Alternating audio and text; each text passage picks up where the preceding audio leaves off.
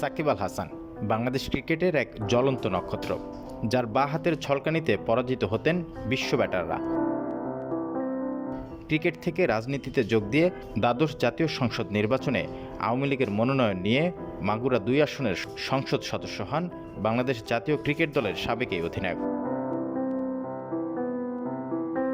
5 August ক্ষমতার পালাবদলের পর সাকিবকে নিয়ে শুরু হয় নানা আলোচনা সমালোচনা।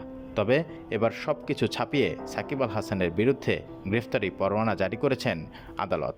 রোববার ঢাকার অতিরিক্ত চিফ মেট্রোপলিটন ম্যাজিস্ট্রেট জিয়াদুর রহমানের আদালত এই আদেশ দেন। জানা যায়, আইএফআইসি ব্যাংকের চেক ডিজনার মামলায় এই গ্রেফতারি পরোয়ানা জারি করা হয়। সাকিব ছাড়াও আরও 2 জনের বিরুদ্ধে এই মামলায় গ্রেফতারি পরোয়ানা জারি করা হয়েছে। এর আগে গত 18 ডিসেম্বর সাকিব সহ 4 জনের বিরুদ্ধে সমন জারি করেন আদালত। ওই সময় Dhaka chief metropolitan magistrate Mohammad Mahbubul হকের আদালত এই আদেশ দেন। মামলার নথি থেকে জানা যায়, সাকিব সহ 4 আসামির বিরুদ্ধে 4,14,57,000 টাকার চেক ডিজনারের মামলাটি করা হয় 15 ডিসেম্বর। 18 জানুয়ারি আসামিদের আদালতে হাজির হতে বলা হয়।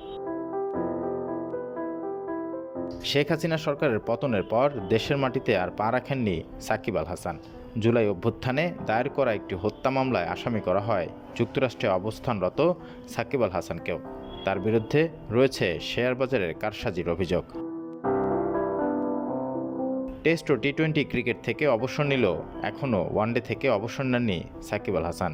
তবে আসন্ন চ্যাম্পিয়ন্স ট্রফি দিয়েই ওয়ানডে ক্যারিয়ারকে ইতি টানতে চেয়েছিলেন, কিন্তু রাজনৈতিক জটিলতা আর বোলিং অ্যাকশনের বৈধতা না পাওয়ায় তার সেই স্বপ্নই থেকে গেল। এমনকি বাঁ হাতে এই অলরাউন্ডারকে বাদ দিয়ে চ্যাম্পিয়ন্স ট্রফির দল ঘোষণা করে বাংলাদেশ ক্রিকেট বোর্ড।